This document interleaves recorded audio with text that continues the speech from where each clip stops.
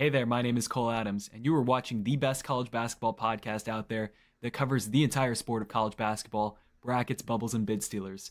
Now, here are your hosts, Sam Fetterman and Jonathan Lidskin. Season 5, episode 84 of Brackets, Bubbles, and Bid Stealers. I am Sam Fetterman. That is Jonathan Lidskin. Jonathan, how are you doing tonight?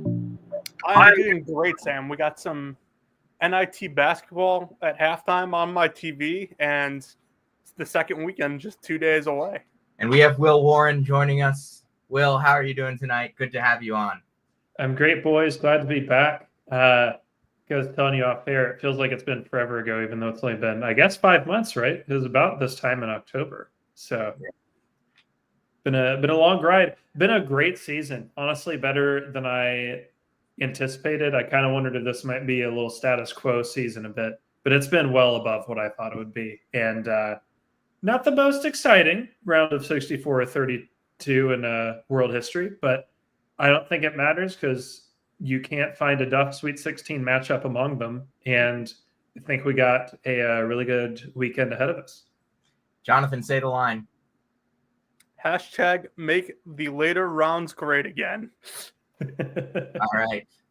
Let's start with the top left of the bracket in the South Regional in Atlanta. We're just going to go through and preview all of these Sweet 16 games. Second weekend preview. We got 8 games to discuss, 8 games to go in depth on. We're going to start with Auburn and Michigan. These two teams have had some really interesting seasons. Obviously, Auburn kind of tanked at the end of the regular season with a couple losses. And then Michigan did as well, but both looked really good. Auburn looked really good in the second half against Creighton. Michigan looked really good in the second half against Texas A&M. Both of these teams will be able to play multiple bigs on the floor. It's going to be a lot of athletes on the floor, a lot of big bodies out there. What is the difference in this matchup, Jonathan? I think it's the guard play. You know, Michigan's guard play has actually been pretty good down the stretch here, which is why I think they have kind of found gotten this resurgence. Dusty May, you know, he talked about before the Big Ten tournament how they needed to regroup, and they have done that. They've won 5 in a row, including the Big Ten tournament since that Michigan State loss. But I think Auburn's guards, you know, I've seen a lot of talk about like the energy around Auburn just hasn't been the same lately as it was, you know, for the first 4 months of the season. And, you know, I can understand where people are coming from when they say that, but I still think, you know, getting to a second weekend, you know, something that Bruce Pearl has not done since 2019. And I think that his players are, you know, after what happened last year, pretty motivated to be here. And I think that they understand the possible achievement that is standing in front of them, not just in the Sweet 16, but, you know, in the next 2 weeks here. But yeah, just going back to my original point, I think Auburn's guards are much better at creating a shot, you know, getting a bucket. And I think that probably ends up being the difference here if Auburn wins. Will, you can jump in. Yeah, I mean, I was highly, and I wrote about this in the newsletter, extraordinarily impressed by Dusty May's coaching job against A&M. To be honest, if we're looking at this roster and we're looking at the season they had, particularly the last 2 months, there's zero reason Michigan should be in the Sweet 16 right now. And yet they are, because they overcame that deficit by really exploiting some things and, you know, gives up consistently, whether it's the kick out threes. They didn't even have to hit many. They just got A&M spread out, used Wolf and Golden in really creative ways to pull the bigs out for the basket.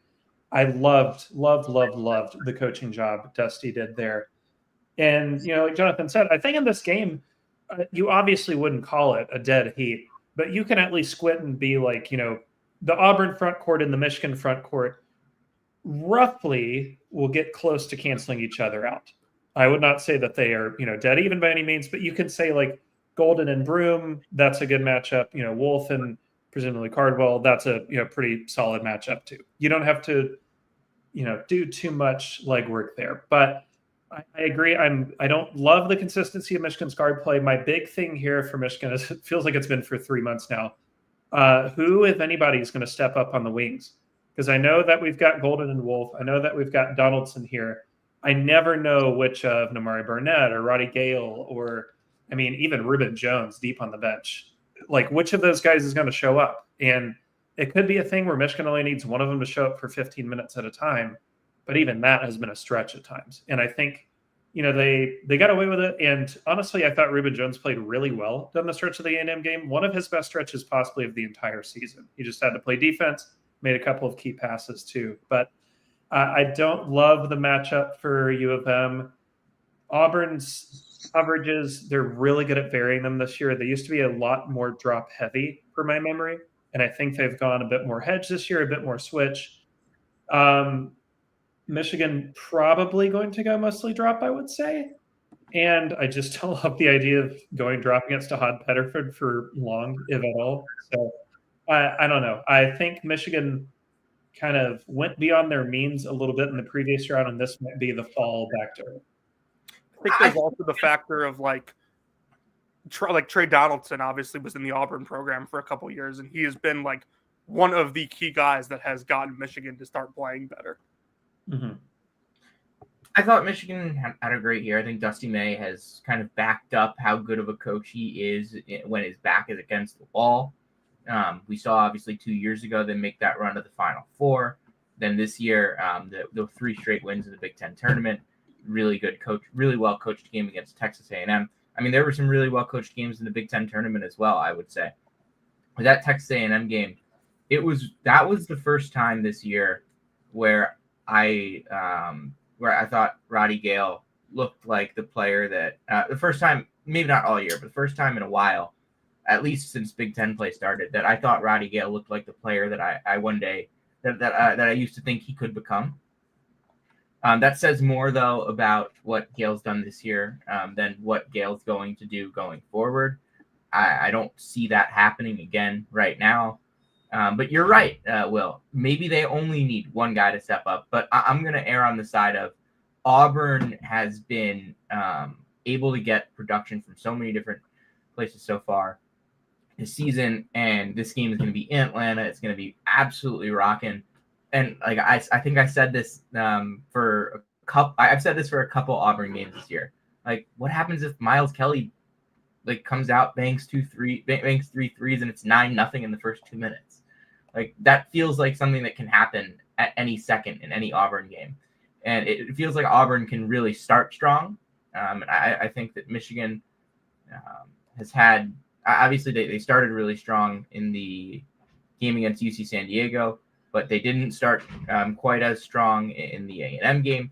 I feel like they have had some smaller issues starting this year.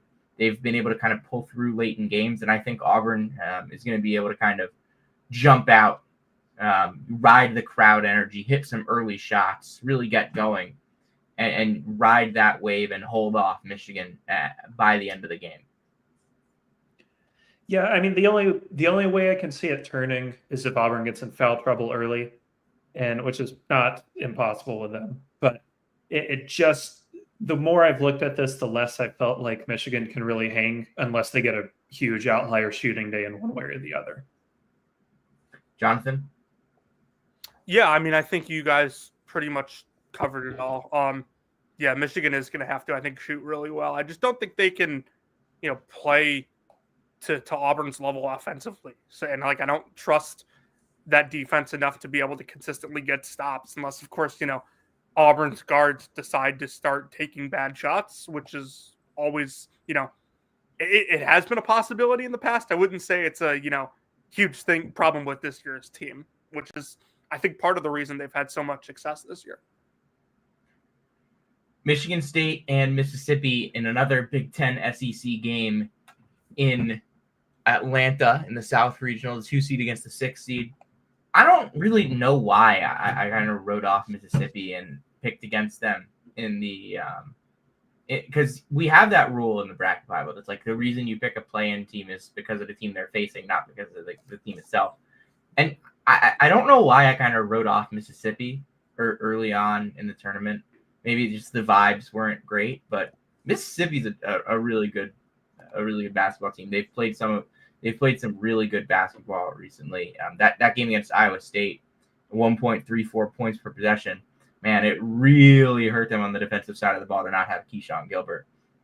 I mean, they scored 1.15 points per possession, but man, they gave up 1.34.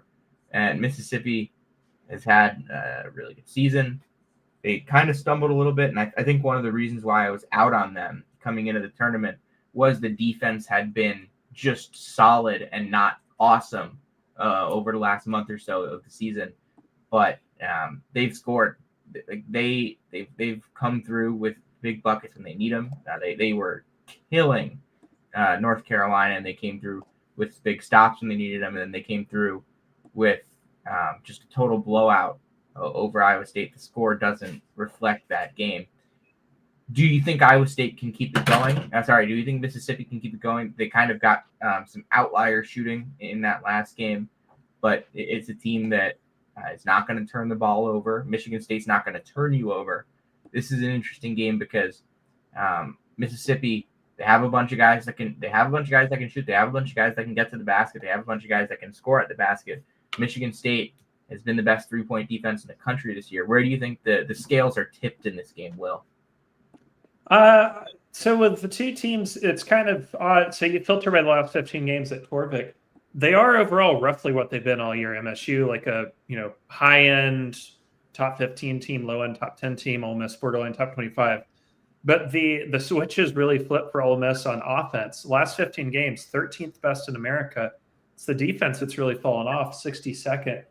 I think some of that, they got a little unlucky on 3-point percentage towards the end of the year defensively and kind of cashed in on some good luck in that Iowa State game. You can never penalize a team for that. That's good for them, tip the cap.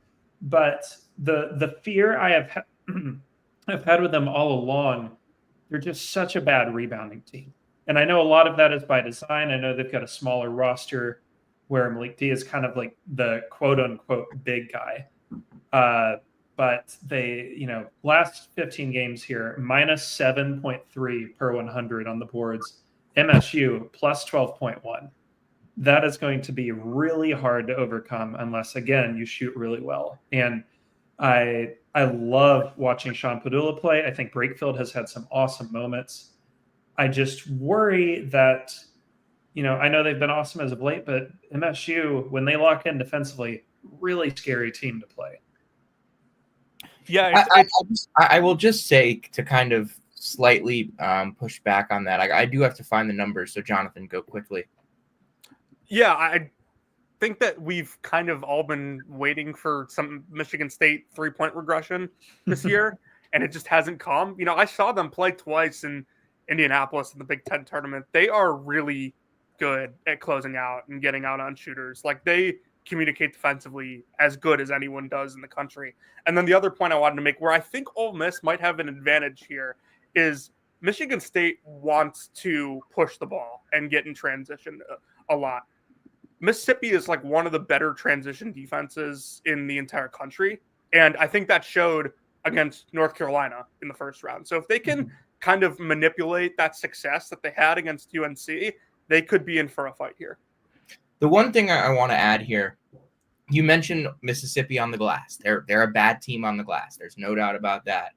But they are also one of the best teams in the country at turnover margin. So their shot volume is still not bad. Michigan State is a good shot volume team. Mississippi is a solid shot volume team. And I don't know if that's necessarily going to be the difference. But I do think it will make a difference in this game. I think Michigan State probably takes a couple more shots.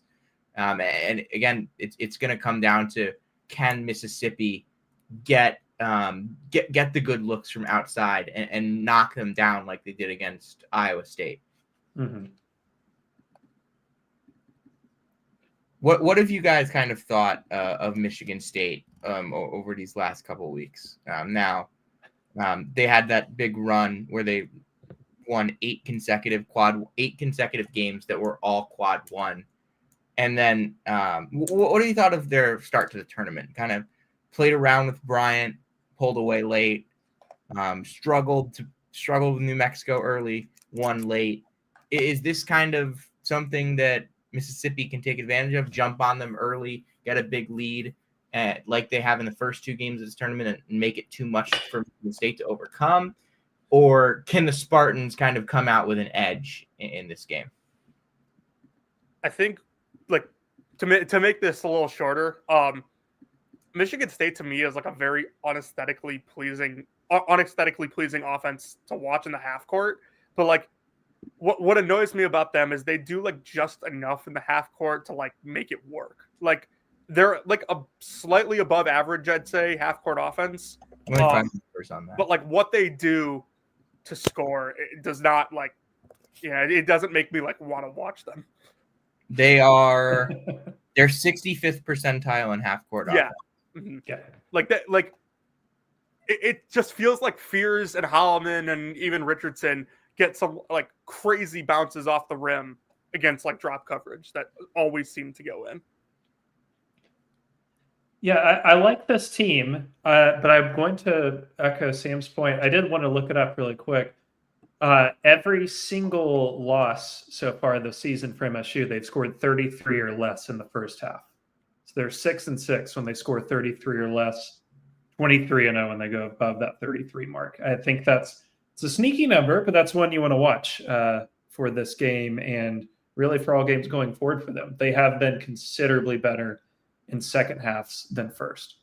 I was texting with my friend, is a diehard Michigan State fan, during this game, and like he texted me at halftime. It's like he texted me like before the first half. They'll be down 2 at half, get down 6 at one point in the second half, and win. Well, they were down 2 at half. They didn't get down 6, but they got down 4. I think the second half, and they ended up winning. Not comfortably, but they controlled the last 20 minutes of that game.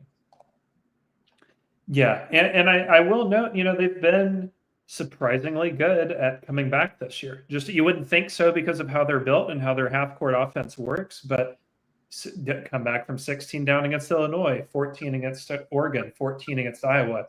I know those are easier, quote-unquote, teams to come back on than Ole Miss might be, but they've done it. It's honestly a really weird team to figure out, but it does feel very Izzo, which in turn feels very Elite Eight to me.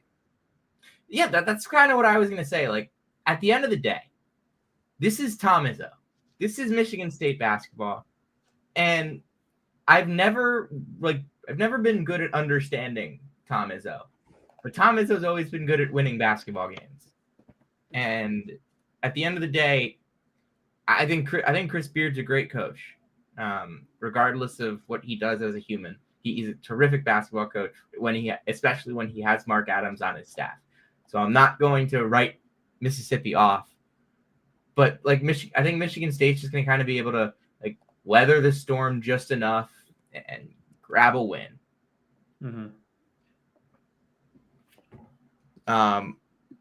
Let's go over to the East Regional. I'll be at the regional final on Saturday, but I will not be at the regional semifinals on Thursday. We'll start with Duke and Arizona. The Caleb Love against Duke game for the third time since going to Arizona, so it's basically become almost as common as Duke, North Carolina. Jonathan, I'll give you the floor as the resident Duke fan. Yeah, it's weird because all the dialogue around this game so far has been, the Caleb Love thing, like you commented on, Sam, but also that these teams are like completely different than when they played back in November. Like Duke was starting Caleb Foster and he played like 30 minutes in that game. And Arizona just, the way they run their stuff is completely different. As well as, like Krivas was playing in that game. He hadn't gotten hurt yet. And Vasar really hadn't emerged as a true post-scoring threat for them. But I think what makes Duke so dangerous, and I've talked about it all year defensively, is they have so many different ways that they can play ball screens. And I think the mistake that Oregon made, and maybe wasn't a mistake, more just like Oregon, being a tough, Arizona being a bad matchup for Oregon, is Oregon kind of just sat in drop coverage with Nate Biddle against them, and Caleb Love and Jaden Bradley really did whatever they wanted in like the 10 to 15 foot range.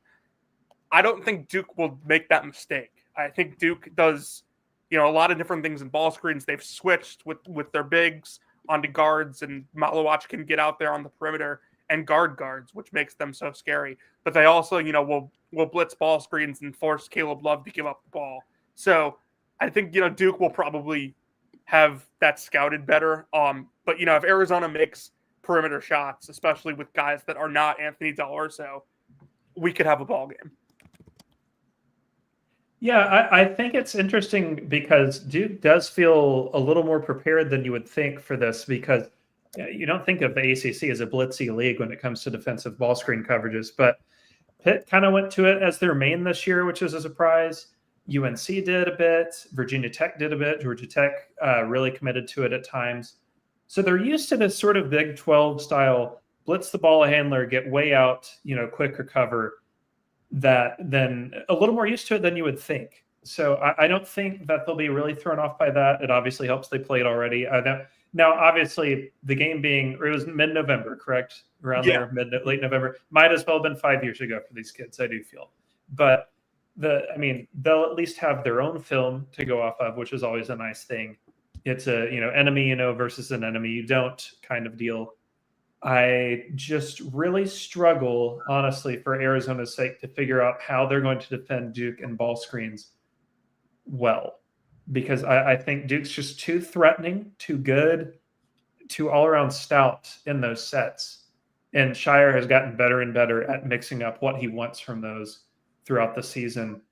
Obviously, I'm not going to be shocked if Arizona hangs. They more or less hung in the first game. And, neutral court, anything can happen. I will say this: if Arizona were to win, it would be the single most surprising Sweet 16 result to me. I think I agree. I sat there watching the Duke Baylor game and watching right after watching the Florida UConn game. And it was even before this that I said this. I think I said it the night before. Why did I pick Florida to win the national championship? Why did I do it? Because as good as that team is, my whole they have no weaknesses. Duke doesn't have any weaknesses. And Duke doesn't have quite as difficult of a path. Arizona has some clear things that I think Duke can exploit. They're just much better. They're the best team in the metrics all year. And I think that this should be,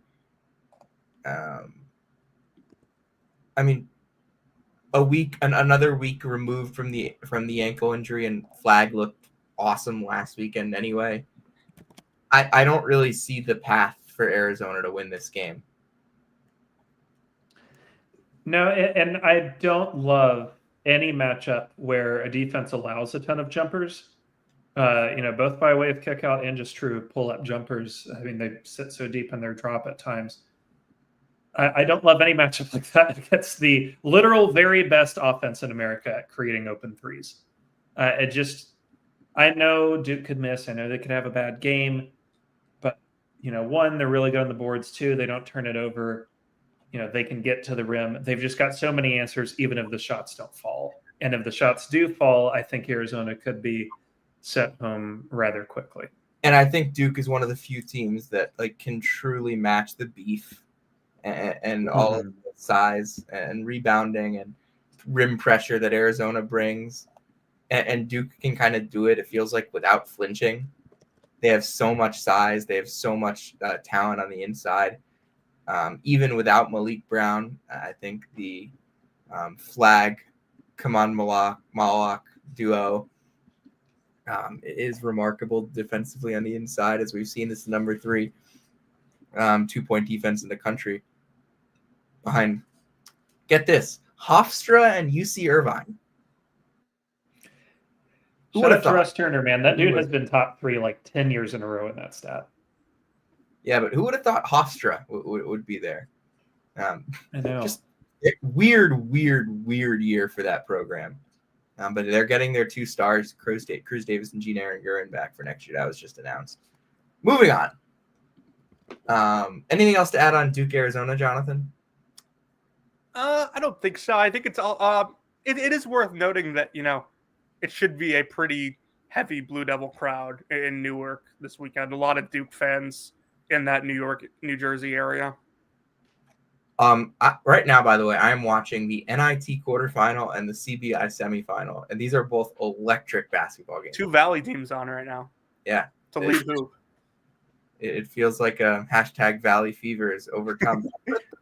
Nope. Yeah, but Bradley is kind of choking away a 13-point lead they had at halftime. So. They can't get a rebound right now. I mean, they don't have. Yeah. Mm-hmm. Oh, that's a bad pass. All right. Second game in the East Regional. There was a funny tweet about this game that I'm not gonna reference, but you know the one I'm talking about. Yeah. Will, I'm sure you know the one I'm talking about as well. Oh yeah. We're talking about BYU and Alabama. Two kind of free-flowing NBA-style offenses with guards that are exciting in different ways, with teams that just want to shoot a lot of threes. So this game could be a race to a million. I've seen race to 100. I think it could be a race to a million. Yeah, it definitely could be. It was a race to 7 million in the paying AJ DeBonsta sweepstakes. Yeah, that's true. Yeah, I think, something that I always note about Alabama in the tournament is Nate Oates has yet to lose in a round at Alabama that is a one-day scout round. So he hasn't lost in second round Elite Eight national title game. Obviously hasn't played the national title game, but all his losses at Alabama in the tournament are when teams have had time to prepare for them. So I think that's although 1 year didn't they play against the winner of a play-in game? Yeah, they did, but you still have like no matchup that you have to worry about before that game, so you can scout both teams. Yeah, it's different.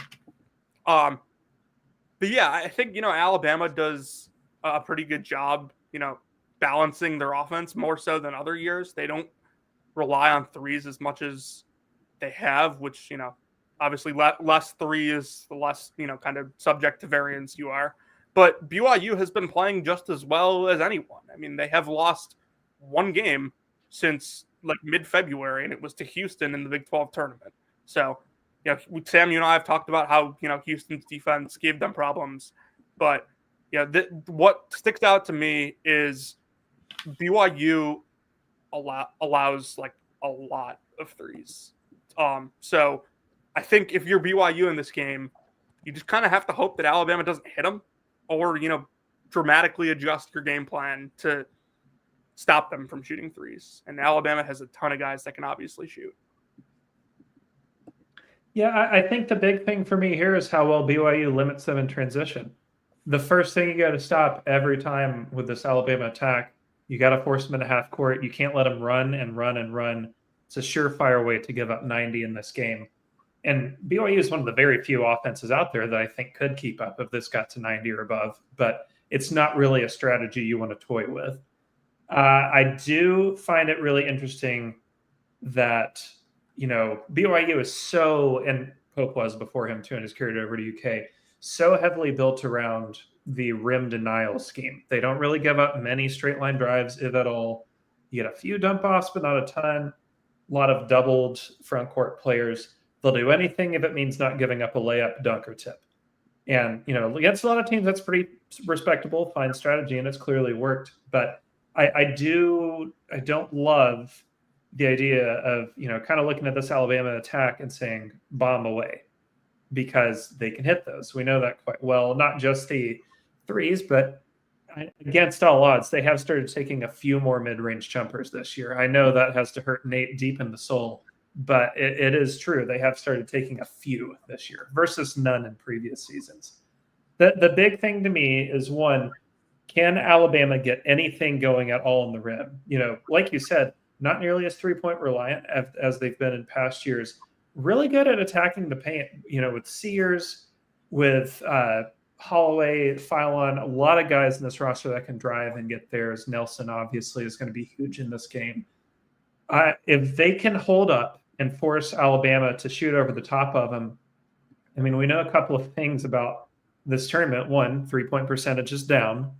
We can kind of assign any number of factors we want to that, but this is the 4th year in a row we've seen a significant decline from February 3-point percentage to NCAA tournament 3-point percentage. The same thing that's happened those 4 years is we have our friend the Evo NXT. And whether or not you believe in the ball inflation theory is up to you, but it is a trend worth noting. And the other aspect of this is then which of these teams' front courts gets, a little more action going. I don't love what BYU has to offer in this regard. I definitely prefer Big Cliff over any BYU option I'm aware of.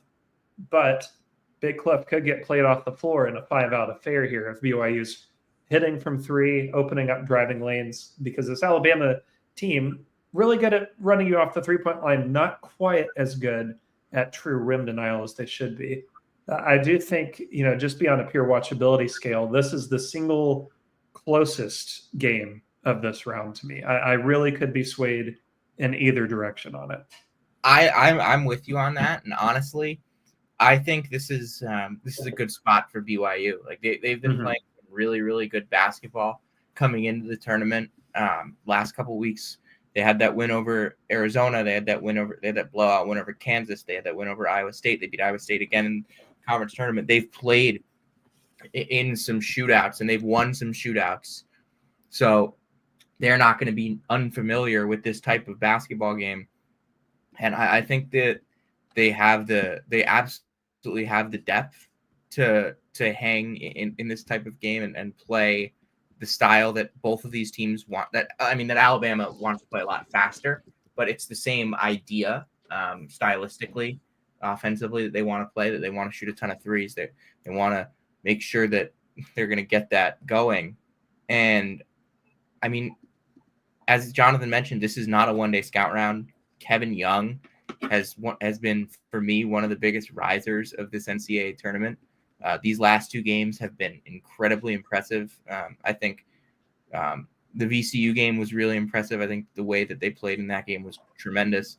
The Wisconsin game, for the most part, was really good. It was really well coached by Kevin Young. I think this tournament's a coming out party for Kevin Young as one of the best coaches in college basketball. And I think we're going to see him upset Alabama on Thursday. I think we're going to get BYU and Duke on Saturday.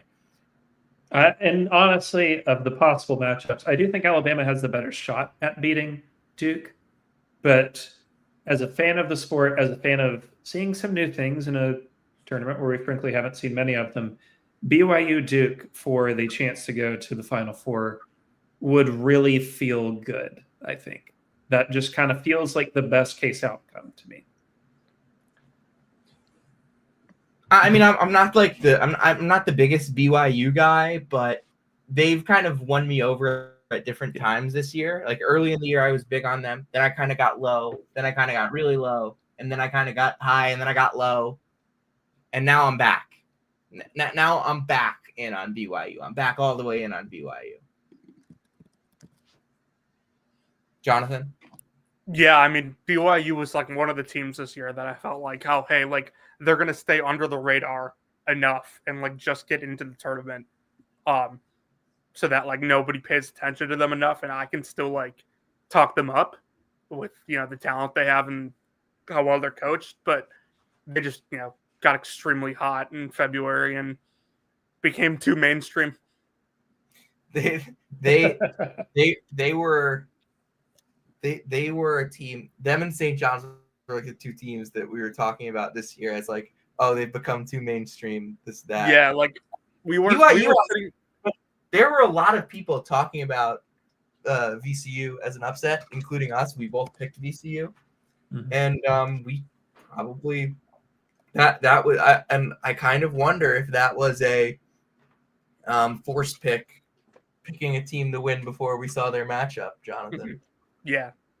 Because every reason why I picked VCU in that game was VCU oriented. None of it was BYU oriented. And like, I kind of regret that now. I should have definitely picked BYU. And honestly, if I picked BYU to win that game, I would have had them in the Elite Eight. That's the same thing I had with VCU. I picked it kind of before seeing the matchup, and I convinced myself I really did like the matchup, which I did.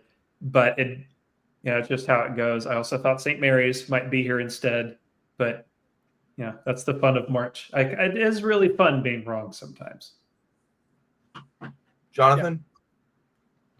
Yeah, no, I'm kind of in the same boat as you guys. I like that VCU team. Maybe a little bit of an overthink because that BYU team has just been humming. And Sam, you and I were on the show in early February when Bubble Talk really started to heat up, and I was sitting here with Michael DeRosa on the pod with us, like saying like, hey, like BYU, at least when they were still in the bubble, is better than like all of these other bubble teams that we're talking about. Like we got to that point where we're like, hey, like the bubble's super weak this year, but like BYU was kind of like the exception to like what we were talking about. Like, hey, they are better than they've played. All right, halfway done. Let's move down to the Midwest, a de facto home game for the 4 seed against the 1 seed. This has been the talk of every national college basketball show. I don't think it matters. Well, it matters, but I don't really care, is my point. They could play this game in Mackey for all I care. All right, go on with that. Like, Houston plays like the perfect kind of defense to bother Braden Smith. Like the one rule against playing Braden Smith is like you can't play drop coverage against him, and Houston is like the absolute opposite of that. They blitz like everything. They're super long, super active defensively. They protect the rim. Like, I don't think TKR is going to have a super easy time against those bigs for Houston like he has in the first two rounds. And I don't think Braden is like outstanding. Like, Braden is one of my favorite college point guards of the last couple of years, but he has been turning it over a lot lately. And if like McNeese's defense was like giving him problems, I'm pretty sure that Houston's defense is going to. I look at Houston and I just think of it like I look at Purdue and I think of a team that is not necessarily aphysical, but they're not physical. Houston is the most physical team in the country year in, year out. I could not imagine a worse matchup for Purdue in the round of 16. Like, I think that Purdue could handle or at least make a game, have a chance against the other 3 1 seeds.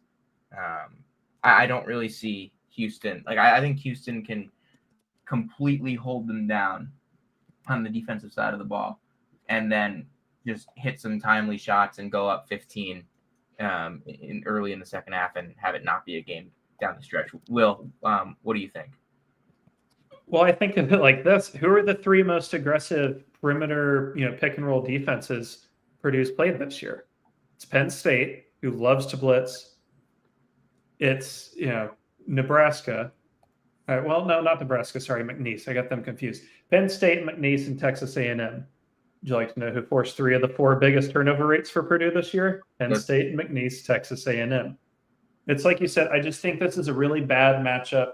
I wouldn't be surprised, actually, if Purdue hangs on the boards fairly well, like in the rebounding departments. They have gotten a lot better at rebounding the basketball since putting Caleb first in the starting lineup. They do get to the foul line a lot. We know Houston is a little whistle happy sometimes. But I don't love the physicality matchup, like you mentioned, on the perimeter. I really, really, truly do not love how often Purdue goes under on screens. I think that could be a nightmare when you've got LJ Cryer, Uzan, Sharp on the other side of the ball. And, one other thing I noticed when, going through synergy, Purdue forces a lot of runners and floaters. The team that takes the very most and therefore makes the very most in America, the Houston Cougars. It just feels like every solution Purdue is going to try to offer, Houston's got the antidote. And I like you said, this is a functional home game, whatever. That's, fine. They'll talk it up. It's going to be a talking point for certain YouTube channels, I'm sure, but not my problem. I don't love any matchup where a team that allows a ton of jumpers isn't very good at guarding them. I don't love the perimeter pressure they force. We know Purdue's rim defense, if you can get there, is atrocious. Yeah, I like Houston big here. I don't think I would be surprised if Purdue kind of hung around on energy, because like they're gonna have energy. We know how good Matt Painter is with the X's and O's. Probably one of the best in the country, considering the. I mean, Matt Painter is straight up one of the best coaches in college. And in Houston's, well, not Houston's defense, but I guess the prosecution here, I thought they had a chance at beating Gonzaga by quite a bit more than they did. I figured they were probably and they were adjusted. They were up 10 for a long time, but I thought they might take a little more control of that game than they did. So it wouldn't surprise me if come tournament time it is just a little bit closer of a margin. But yeah. You're kind of relying on a lot of smoke and mirrors here, if you're and especially considering the everybody's been shooting poorly. So like, what happens if kind of both of these teams have off shooting nights, and we see the score maybe lower than we think, because off shooting nights means the score gets lower than we think, means the margins are thinner. So what happens if we end up seeing that? Who knows? We'll see. I'm excited for this game. I think this is a game that I really want to see, just the energy around it, and I really want to see Houston make a statement. I feel like it's been a while since we've seen Houston make a huge NCAA tournament statement like this. I really think that it would be huge for that program. Because look, I mean, last year. Obviously, a couple years ago, they had that. They've had some wins, they've had some losses in the tournament. I really want this team to. I'm a Houston guy. I'm a Kelvin Sampson guy. I really want this team to. I want Houston to win this game. Mm-hmm. Absolutely. Kentucky, Tennessee. Will Jonathan actually was asking you about this game, this type of matchup. Because Kentucky swept Tennessee. Mm-hmm. This is now the third time that they'll meet. I believe this is the only game between teams that have already met in this round. Will, what did you look at in those games that Kentucky exploited against Tennessee? I know that both of them were kind of shot outlier games. I think Tennessee won both of them on shot quality. But what did Kentucky do well in those games, and how can they do it a third time? Well, it's weird because what they did well the first game, Tennessee actually adjusted for very well the second time around. The first game, you think of it like the free throw line. Kentucky's defenders largely did not go above that free throw line. Tennessee easily, still, their highest catch and shoot rate of the season, took 45 threes. Should have made more. I mean, a normal night, they probably make, 2, 3, 4 more or whatever. But when I went back and charted it later on, just out of curiosity, 37 of the 45 kickouts for those catch and shoot threes came at or above the free throw line. That's not how you create open threes. I think you guys know that. Tennessee's paint penetration the second time around, I thought, was way better. I thought they got downhill a lot more often. They won the shot volume battle again, just like they did the first time around. I think that Tennessee figured out a little bit of how to both defend it and attack it. You have to pound the paint early and often. Kentucky, for all they do well, and for as good as Pope is at scheming up rim denial, Amari Williams and crew are not really good at stopping the shots once you get there. Getting there has been the issue. I think Williams blocks a lot of shots, but Williams goes for blocks a little too often, completely misses them, allows for some easy twos at the rim. I'm not a big fan of what they try and do in drop coverage. But I think, again, Tennessee's got two things got to do here. You got to exploit the mid-range that Kentucky is totally fine giving away with Lanier. A lot of staggers, a lot of pin downs, a lot of Gainey too, I think could be really good. And another thing I'm looking for offensively, we haven't seen Tennessee run a ton of this year, but it really sprung to mind watching the Illinois game, the pick and pop action. We saw Illinois get a lot of open shots with Ivicic at the 5, getting away some wide open threes because Kentucky's not going to come out and chase those down. It's not something obviously you can do with Okpara, but I wouldn't be shocked if Tennessee runs with some Milicic at the 5 here to try and spread Kentucky out, potentially if Garrison's in the game at center especially. run those pick and pops, exploit the drop coverage, and get Igor some open threes to see if that can get him going. So I still like the matchup for Tennessee. I do think the zoom actions are a good antidote to what Tennessee does defensively with all the gap help. But I do feel at my core, number one, Tennessee is just straight up better. And number two, I do think Tennessee was unfortunate to not win one of the two games. Are you it's hard to beat a team 3 times guy, or? Mm-mm. I am a it's hard to beat a team 3 times guy if you're worse than the team you're beating. I felt that way about Gonzaga and St. Mary's this year. I didn't think St. Mary's was really better. I thought at best they were equal. And by the time the third game rolled around, I thought, oh, Gonzaga's probably going to win this just because I think they're a little better in this matchup. And honestly, the second game was they won by St. Mary's won by like 7, and Joe Few was a -9. Yeah, like I mean, you couldn't repeat that if you tried. So I think I like the matchup still for Tennessee. I really would have been curious to see how they would have drawn against Illinois a second time, because I hope to God you couldn't repeat that first game because it was an atrocious viewing experience. But now that was the one where I think both teams I think they combined for 26 first half fouls or something like that. I just remember half of the teams being in foul trouble the whole way. Oh, that was December 14th. I had my triple header that day. That's why I didn't watch it. It was you didn't miss anything. It was the worst first half I've ever seen in a Tennessee game. And that is saying a lot. I watched Seton Hall that day, so yeah. Well, you probably I don't know. Shay's hey, I got a buzzer beater. Shout out Dylan Harper. Yeah. Well, I don't know. I look at this. I still think Tennessee's got a good shot here. I want to see how they handle the pick and roll this time out. I think they're a little overly aggressive the first 2 times. You can chase over the top on some of these actions, and it's fine.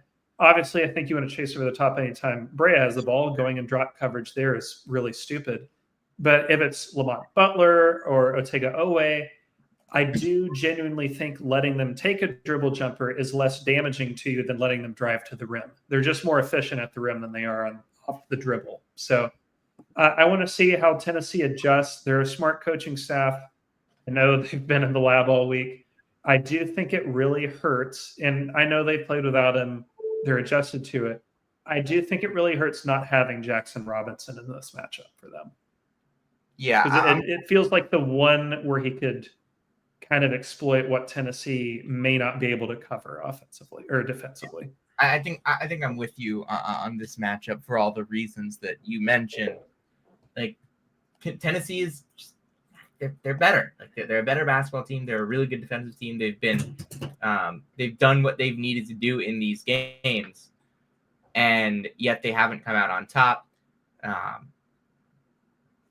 I also think that you mentioned the Jackson Robinson injury. I think Kentucky has kind of been an interesting unit injury-wise throughout the year. I think Tennessee is kind of at a point where they are what they are, and Kentucky is also at a point where they are what they are.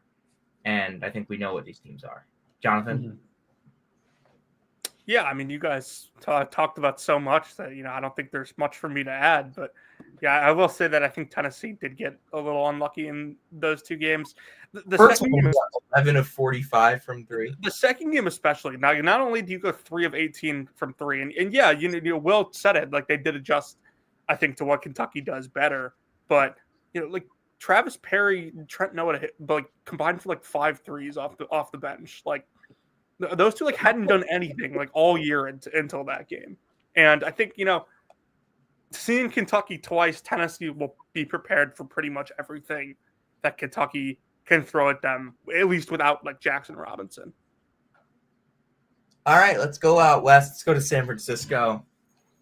And let's do the last 2 games of the second weekend of the first 2 days of the second weekend of the NCAA tournament. These are actually going to be on Thursday night.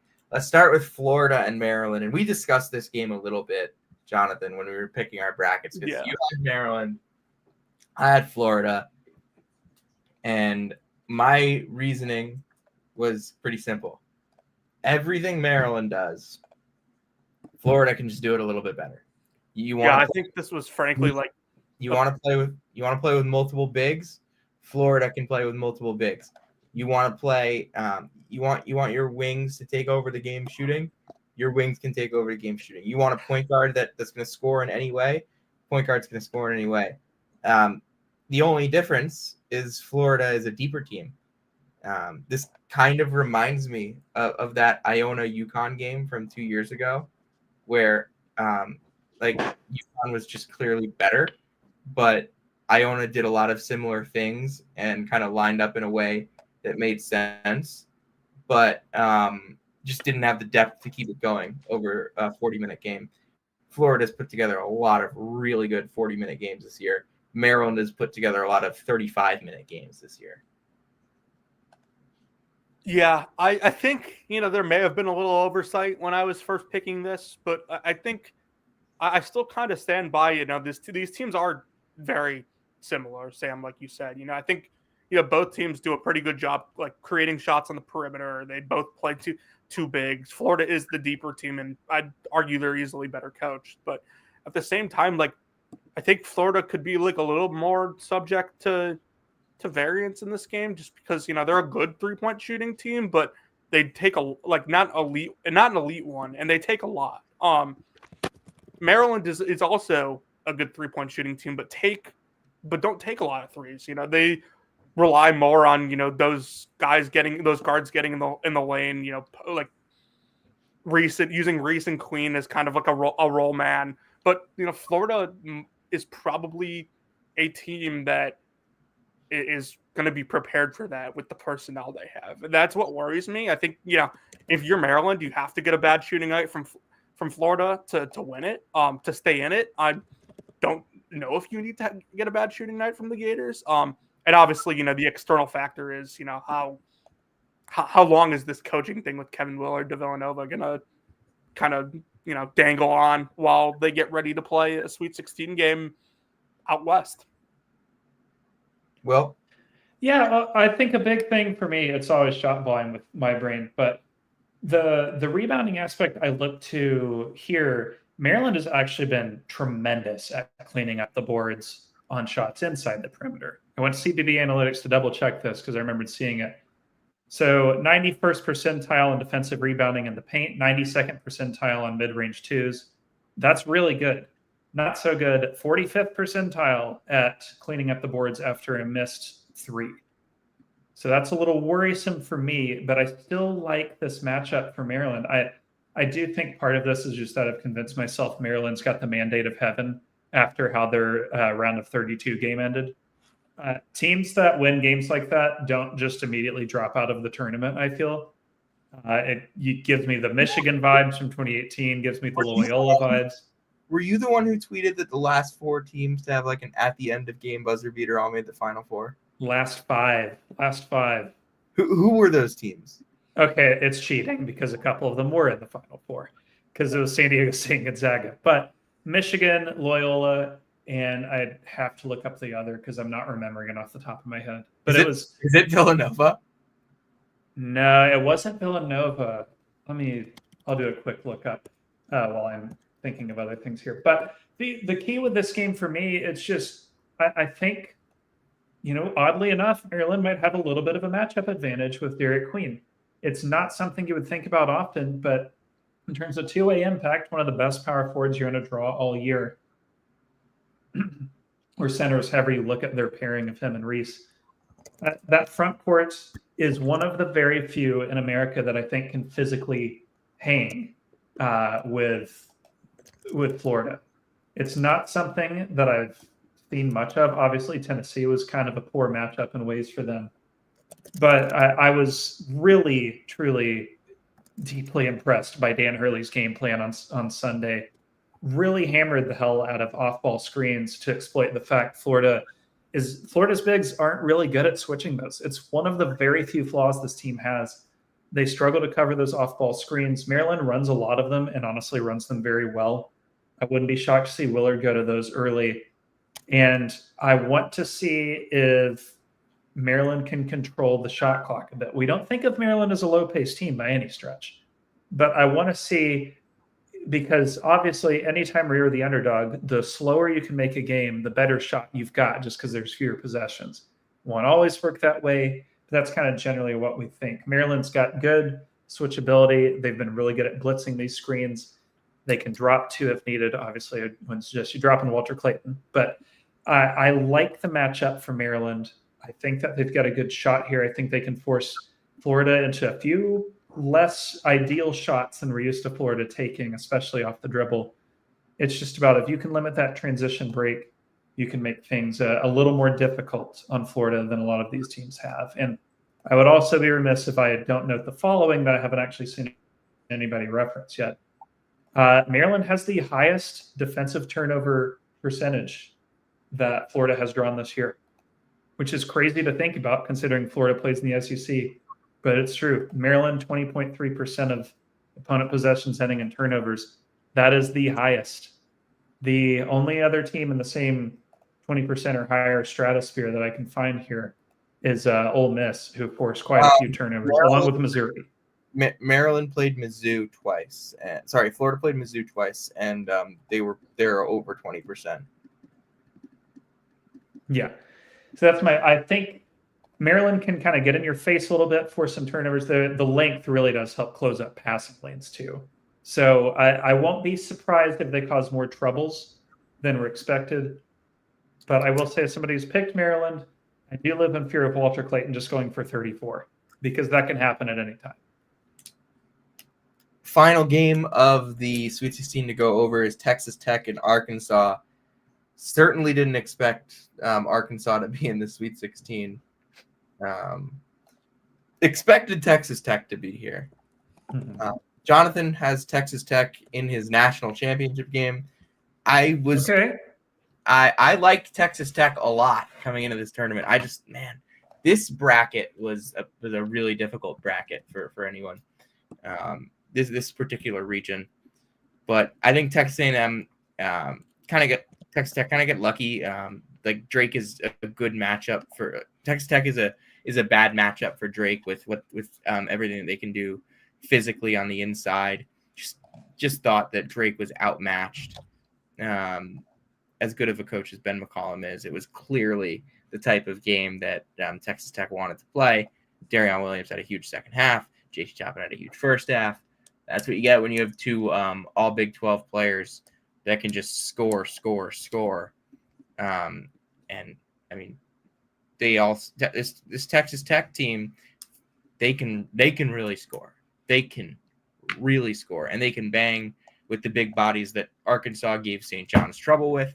I think the matchup will favor Texas Tech. The matchup will favor the better team. But there's something about the way Arkansas kind of went after that St. John's game. It felt like they were in control, and it felt like they were it felt like they were in control of that game. And if they can kind of grab control, they're as talented as any team that's left in this tournament. And I wouldn't bet necessarily against them. But you're going to be crazy I would be crazy to pick John Calipari in 2025 against Grant McCaslin. Yeah, I'm seeing a lot of coaching lists this week of like ranking the coaches in the Sweet 16, and I think any list that has John Calipari above like 14 is like pretty egregious at this point. Like, this is his second weekend appearance since the COVID pandemic started, and it wasn't exactly a overachieving season, even with the second weekend appearance.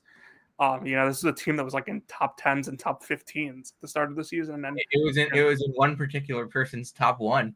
Yeah, they were hanging on the bubble for most of the year until they got a couple big wins late in the season. But yeah, I think Texas Tech is like kind of the opposite of what St. John's does. I think the reason that Arkansas had so much success against St. John's is because St. John's is such a rim reliant team, and Arkansas has the bodies and athletes to go challenge at the rim. And we saw that with Knox and Adu.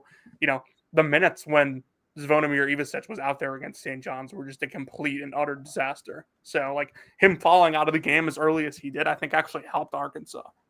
But Texas Tech's kind of like the opposite. they're a very 3-point reliant team. They shoot it really well from out there. They're not a bad team protecting the rim. So I don't think if Arkansas gets in the lane, they'll have like a wild amount of success. And at like the core, I think Texas Tech is just way better coached and they scout better. So I do think that like they need to get Chance McMillan back at some point. I don't know if it's this game that they need him back, but he's one of the elite shooters and one of the most efficient offensive players in the country. Yeah, I agree. I think I really like this matchup for Texas Tech. I know Arkansas's defense has been quite stout lately, and it is very funny to hear that they're back to loving John again. To be honest, he's here in spite of his own strategy in the round of 64, being completely unable to break a zone Kansas had never run before. He's here in spite of that. And honestly, he's here because St. John's had a truly horrific shooting day. And he even admitted as much in the postgame presser. So I think people have got to hold a little on recrowning our fallen king. But I agree. I just don't like the matchup here for Arkansas. As usual with one-off games, shooting variance can happen. All sorts of dumb stuff that throws the game one way or the other can happen. But Texas Tech is really well positioned against that. 24th in offensive turnover rate, 59th in offensive rebounding. Quite good at rebounding on the defensive end as well. This is not a good rebounding team for Arkansas, which is kind of surprising given the personnel. And I'd also be not me if I didn't note this.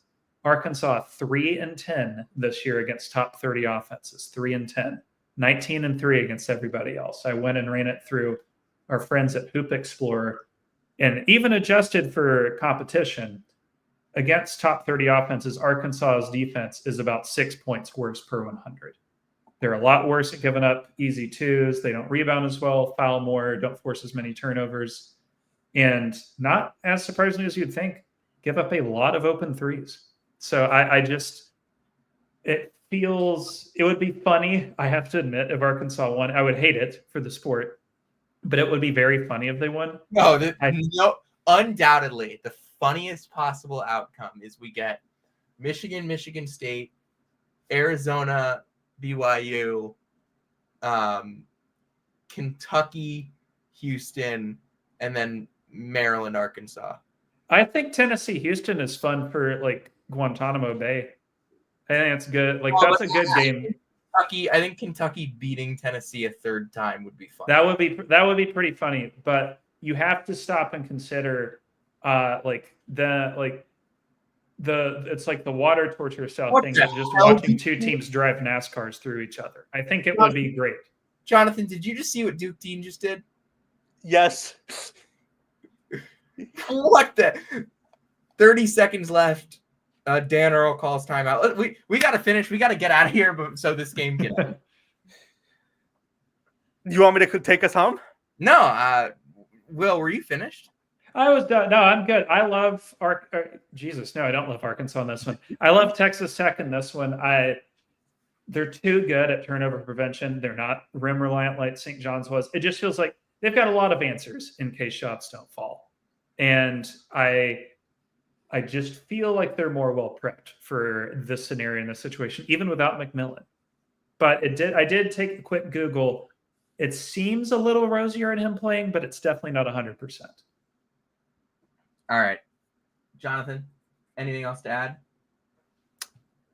Yeah, I think just, again, I think this is the biggest coaching gap of any Sweet 16 game by far.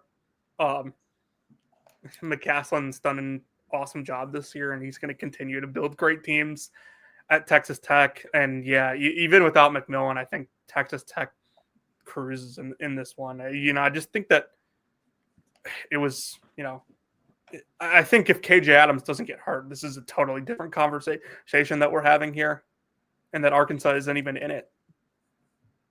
All right. Gun to your head. What's the Final Four when we wake up on Monday morning, Will? Oh, I'm going clockwise here. So starting up left, Michigan State. I know it sounds crazy, but this is a very Izzo-y team to make the Final Four. kind of one that's not fun to watch, and then you're like, oh Jesus, these guys. Duke out of the top right. I don't think I've got any questions there. I still like Houston out of the Midwest. I would obviously love it if it were Tennessee, but it's kind of like what you mentioned with the Florida and Maryland. Houston kind of just feels like a better version of Tennessee to me, where the defense is just a hair more physical. The shooting's a hair, not even a hair, definitely better. They'd have a few more answers than Tennessee would. And then lower left, I got to go a little crazy. I like the Terps. I think, one, it would be the funniest possible outcome by far is a Final Four with no SEC teams. I don't think talk radio could survive. I think like sports radio in the South would explode if that happened. And it would be good for presumably some. Sports radio in the South wouldn't notice. They'd just go back to talking football. Yeah, they would probably just go back to like spring games or whatever the hell. I think whatever dumb stuff they got to fill airtime with. But no, actually, all disrespect to sports radio, unless the people in here are in it. In which case, full respect to sports radio. But yeah, I'm telling you, OU podcast. Terrapins. They've got it's a little bit. What's the Bill Simmons bit? They got the nobody believes in us vibe to them. I think they got a little bit of it in them, man. I won't be shocked if it is. And this honestly would be my favorite possible outcome, aside from Texas Tech making it because I love McCaslin so much. A little ACC rematch, Maryland Duke for the title would sure be something. I would rock. I need it. We need it. Gun to my head, give me Auburn, Duke, Houston, Texas Tech. Yeah, I'm with you, Sam. I'll go those four as well. Although, truly at this point, like I could see any one of those four in the South winning it. I think like Alabama, I think could win the East. I don't think BYU can. I'm still going Duke, obviously though. And then in the Midwest, I don't think that Purdue or Kentucky could survive two of those games, unless of course somehow they played each other. But yeah, I do think that like Tennessee can beat Houston. Like there's a world where Ziegler handles that blitz really well. They get working with Gainey and Lanier off those pin downs and hit some tough shots. I like this Tennessee team is really good. Like I've stopped short calling them a title contender, but they have one of the highest floors in college basketball this season. Mm-hmm. All right, Jonathan.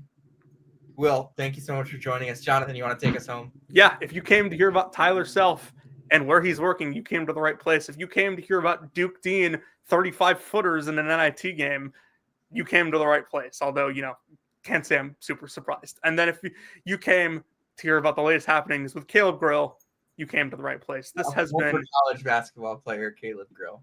Season 5, episode 84 of Brackets, Bubbles, and Bid Stealers. We'll see you next time.